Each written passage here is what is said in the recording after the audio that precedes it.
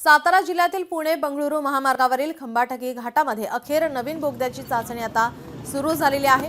आजपासून पुढील 8 दिवस या बोगद्यातून मर्यादित स्वरूपात वाहतूक सुरू ठेवण्यात येणार असून या काळात तांत्रिक बाबींची सखोल तपासणी केली जाणार आहे। सुरुवातीला साताराहून पुण्याकडे जाणारी हलकी वाहने या नव्या बोगद्यामार्गे सोडण्यात येणार आहे, तर जड वाहने जुन्या बोगद्यामार्गेच धावणार आहेत। चाचणी यशस्वी ठरल्यानंतर हा मार्ग कायमस्वरूपी सुरू करण्यात येणार आहे। या नव्या बोगद्यामुळे खंबाटकी घाटातील वाहतूक कोंडी आता कमी होणार आहे।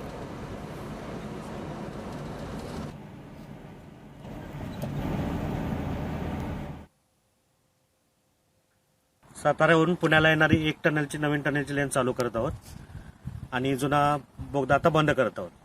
आता जे जुने होणारे अपघात वगैरे आहेत त्यांचं प्रमाण आता पूर्णपणे बंद होऊन जाईल आणि लवकरच आम्ही वरून घाट पण बंद करून पुण्यातून साताऱ्याला जाणारी पण वाहतूक चालू करून देऊ। नवीन आता बोगदा चालू झालाय। आम्ही आता नवीन बोगद्यामध्ये आता उभे आहे। पहिला जुना जो हवे होता एस कॉर्नरला वगैरे भरपूर अपघात व्हायचे, त्यामुळे आता हा नवीन बोगदा चालू केलेला आहे।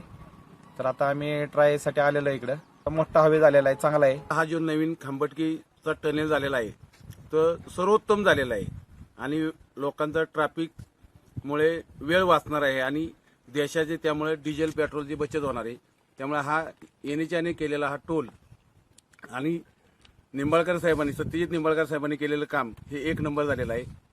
त्याबद्दल मी आमच्या वेळेगावाच्या वतीनं त्यांचे खूप खूप एनएचआयचे आणि सत्यजित निंबाळकरांचे आभार मानतो।